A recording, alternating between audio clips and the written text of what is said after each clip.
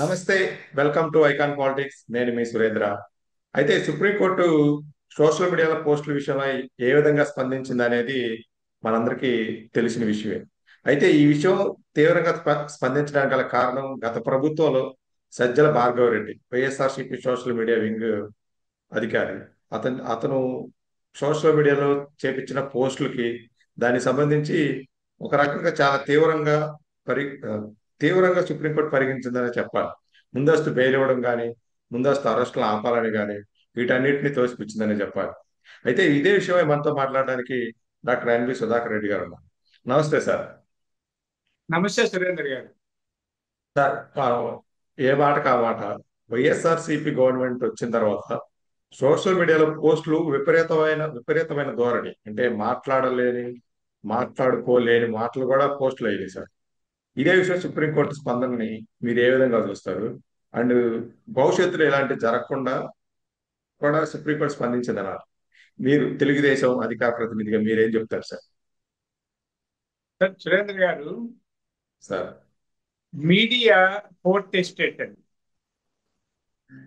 అంటే మీడియా, ఏ మీడియా అయినా, అది ప్రింట్ మీడియా అయినా, ఎలక్ట్రానిక్ మీడియా అయినా, సోషల్ మీడియా అయినా, కరపత్రం వేసినా కూడా ఇది సమాచారాన్ని చేరవేయడానికి, విషయాలు ప్రజలకు తెలియజేయడానికి.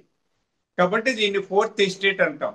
మన రాజ్యాంగంలో భావ స్వాతంత్రం ఉంది, స్వేచ్ఛ ఉంది, అలాగే పత్రికా స్వాతంత్రం ఉంది. అయితే ఎదుటి వ్యక్తిని అవమానపరిచేలా, కించపరిచేలా ఎవరు కూడా సోషల్ మీడియాని కానీ మీడియాని కానీ వాడుకోకూడదని. అంటే నీకు ఎంత స్వేచ్ఛ ఉందో ఎదుటి వాడికి కూడా అంతే స్వేచ్ఛ ఉంది రాజ్యాంగం ప్రకారం. నీ భావాలని చెప్పుకోవడానికి నీకెంత స్వేచ్ఛ ఉందో, తన పరువు ప్రతిష్టలకు భంగం కలగకుండా చూసుకోవాల్సిన హక్కు ఎదుటి వ్యక్తికి ఉంది. అంటే ఎదుటి వ్యక్తి హక్కుకి భంగం కలిగిస్తూ అశ్లీలంగా, అసభ్యంగా, హేయంగా తప్పుడు ప్రచారం చేస్తే అది నేరం. అయితే వీళ్ళు ఏమనుకున్నారంటే, వైఎస్ఆర్ పార్టీ వాళ్ళు ఇట్లా కేసులు పెట్టాలంటే, బూతులు తిట్టిన వాడు అందరి మీద కేసులు పెట్టాలంటే అంత సులభమైన పని కాదు. మన దురదృష్టం అని ఎందుకు అంటున్నానంటే, భారతదేశంలో ఏ కేసు పెట్టాలన్నా పోలీసులకు లంచం వేయకుండా కేసులు పెట్టరండి. కోర్టులో లాయర్లు వేలకు వేలు, లక్షలకు లక్షలు ఫీజు తీసుకుంటారు. ఒక సాధారణ వ్యక్తి తనకు అన్యాయం జరిగితే కోర్టుకు ఎలా వెళ్ళగలడు, పోలీస్ స్టేషన్కి వెళ్ళగలడు. అందులో వాళ్ళకి అధికారం ఉన్నప్పుడు వైఎస్ఆర్ పార్టీలో పోలీసులు వాళ్ళ తొత్తుల్లాగా పనిచేశారు. ఈ అన్నింటినీ ఆధారం చేసుకొని సజ్జల రామకృష్ణారెడ్డి కొడుకు సజ్జల భార్గవరెడ్డి వాళ్ళ సోషల్ మీడియా ఇన్ఛార్జిగా విపరీతంగా విచ్చలవిడిగా వ్యవహరించారని, అప్రజాస్వామికంగా, అశ్లీలంగా, హేయంగా ఈ మీడియాని దుర్వినియోగం చేశారు. సరే, టీడీపీ అధికారంలోకి వచ్చిన తర్వాత కొంత మెరుగైంది. ఇప్పుడు చంద్రబాబు నాయుడు గారు చాలా స్ట్రిక్ట్ గా ఉన్నారు. మీకు గుర్తుంటది, మా కార్యకర్తనే అరెస్టు చేయించారు.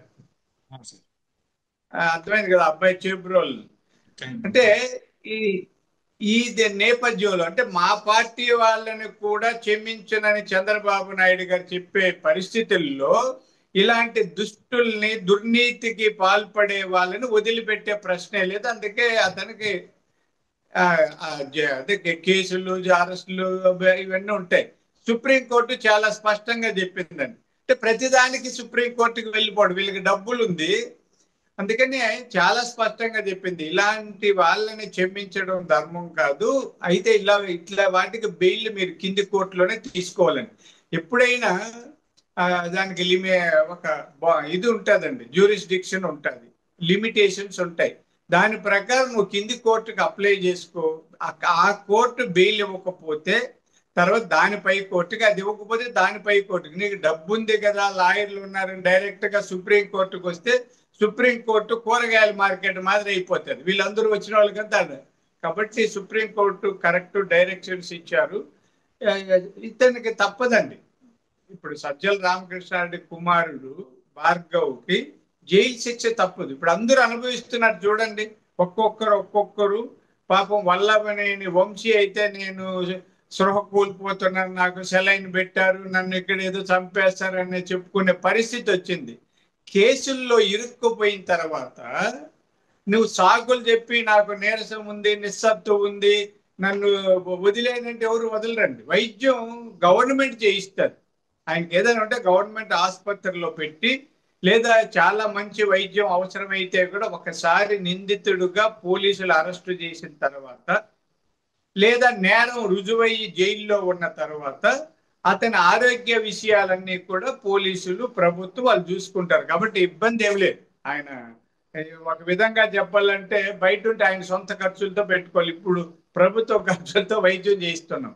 అలా వీళ్ళంటే ఎలా తయారయ్యారంటే, వైఎస్ఆర్ పార్టీ వాళ్ళు అందితే జుట్టు, అందకపోతే కాళ్ళు. ఇది వాళ్ళ తత్వం అండి. ఎందుకంటే ఏ క్రిమినల్ అయినా, జగన్మోహన్ రెడ్డి గారు కూడా అంతే క్రిమినల్లే. క్రిమినల్ యాటిట్యూడ్ అది. ఏ, జుట్టు పట్టుకోవడానికి ప్రయత్నం చేయాలి, ఏమి కాతే కాళ్ళు పట్టుకుంటారు, నన్ను వదిలేయని.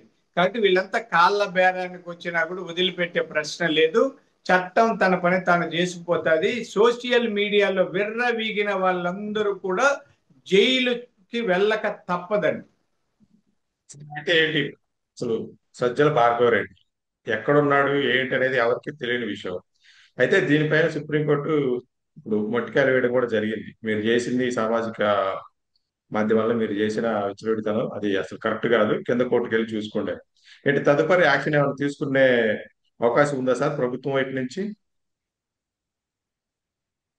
భార్గవ్ రెడ్డి ఎక్కడ దాక్కున్నా, కలుగులో దాక్కుంటే కూడా పట్టుకొస్తారండి పోలీసులు. అది ఇప్పుడున్న టెక్నాలజీ చాలా బాగుంది, ఈజీగా పట్టుకుంటారు.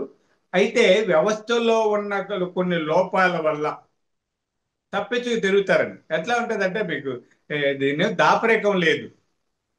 ఎస్ఐ అరెస్ట్ చేయాలని అనుకుంటాడు. ఈరోజు రెడీ అవ్వండి, పలానా దగ్గరికి పోతున్నాం, ఇప్పుడు జీప్ రెడీ చేయండి డ్రైవర్కి చెప్తాడు.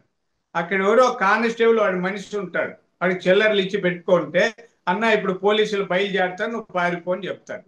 వాడిని ట్రాక్ చేసి ఎక్కడున్నాడో తెలుసుకొని వాడి దగ్గరికి పోయే లోపల మళ్ళీ వీళ్ళే చెప్పేస్తారు. అంటే మనం ఇది బ్రిటిష్ వాళ్ళు ఇలా అవినీతిని ప్రోత్సహించి ఇంటి దొంగలు తయారు చేశారండి.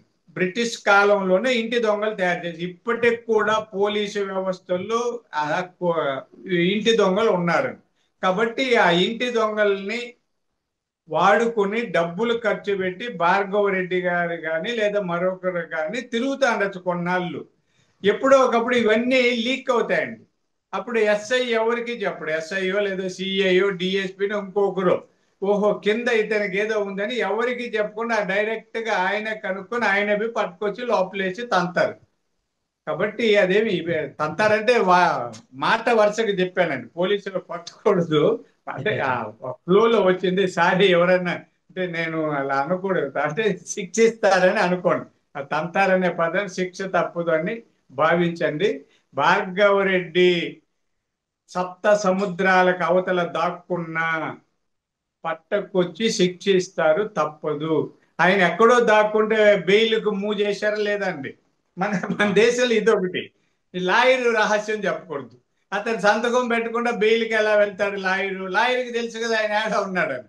కానీ మనం ఈ ప్రొటెక్షన్ లాయర్ రహస్యాలు అవి వాడి ఇది వృత్తి, అది ఎవరికి వాళ్ళు రహస్యాలే. కేసు వేస్తే మనిషి లేకుండా బెయిల్ ఎలా అప్లై చేస్తారండి? మన చట్టంలో సవరణ చేయాల్సిన అవసరం ఉంది. ఇది నా ఉద్దేశం, పర్సనల్ ఉద్దేశం, తెలుగుదేశం పార్టీకి ఆపాదించకండి.